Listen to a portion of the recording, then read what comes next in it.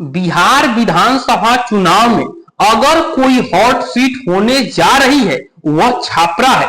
वहां से खेसारी लाल यादव चुनावी मैदान में उतर रहे हैं और आरजेडी के सबसे बड़ा पोस्टर बॉय के रूप में छापरा से खेसारी लाल यादव को उतारा जा रहा है। खेसारी लाल यादव के चुनाव लड़ने से सारण में जितने भी विधानसभा है उन पर आरजेडी का फायदा ही फायदा होगा। आप मेरे पीछे जो जन सैलाब दिख रहे हैं ये खेसारी लाल यादव के नॉमिनेशन में। खेसारी लाल के एक झलक पाने के लिए उनको मोबाइल में कैद करने के लिए उनके चाहने वाले पूरे छापरा में हुजूम के तरह खड़े हो गए थे।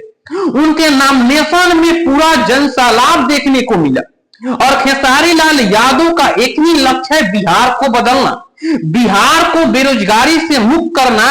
इसी लक्ष्य के साथ वो आगे बढ़ रहे हैं। पहले चर्चा ये थी कि खेसारी लाल यादव की पत्नी चंदा देवी चुनाव में उतरेगी, लेकिन उनका वोटर लिस्ट बिहार का नहीं था, मुंबई का था, इसीलिए वह चुनाव में नहीं उतर सकी और उनके जगह खेसारी लाल यादव मैदान में उतरे हैं और इससे सबसे ज्यादा फायदा आरजेडी का होगा।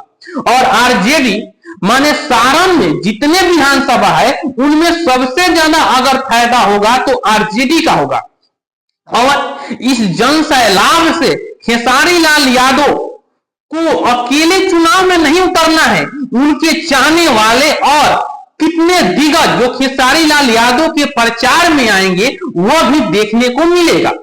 खेसारी लाल यादव जिस तरह उनके पीछे जन सैलाब दिखने को मिला, पूरा विपक्ष घबराए हुए हैं और खेसारी लाल यादव ने बिहार को बदलने में तेजस्वी यादव के कंधे में कंधे मिलाकर चल रहे हैं। और कल ही उन्हें आरजेडी की सदस्यता ली और उसके बाद लालू प्रसाद यादव के हाथे टिकट लिया और उसके बाद आज जिस तरह से नॉमिनेशन करने के लिए गए और कल से खेसारी लाल यादव चुनावी मैदान में प्रचार के लिए उतर जाएंगे।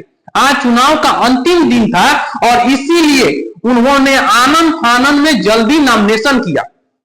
खेसारी लाल यादव को देखते हुए पूरा विपक्ष घबराए हुए हैं, क्योंकि विपक्ष के पास जो एनडीए है उनके पास निरहुआ है, जो पवन सिंह है, लेकिन ये सब लोग बिहार के नहीं है। रवि किशन हो गए, मनोज तिवारी हो गए, ये आप कह सकते हैं कि पवन सिंह और मनोज तिवारी तो बिहार के, लेकिन बिहार से उस तरह से जुड़े नहीं है जिस तरह से खेसारी लाल यादव के गृह जिला ये छपरा जिला है।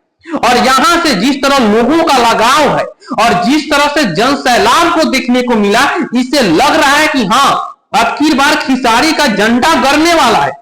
और एक और बात है, राखी गुप्ता को टिकट ना देकर यह मुकाबला त्रिकोणीय हो गया है, क्योंकि छोटी कुमारी को कोई जानता नहीं है। एनडीए के नाम पर जितना वोट मिलेगा, लेकिन राखी गुप्ता एनडीए के वोट काटेगी और राखी गुप्ता और छोटी कुमारी में एनडीए का वोट बंट जाएगा और आरजेडी का वोट और जो खेसारी लाल यादव के फैन फॉलोइंग है उनका वोट जो है वह सीधा जो खेसारी लाल यादव को मिलेगा और यहां से खेसारी लाल यादव का जीत लगभग तय है। जी हां दोस्तों, यह मेरा वीडियो कैसा लगा आप कमेंट बॉक्स में अपनी राय रख सकते हैं।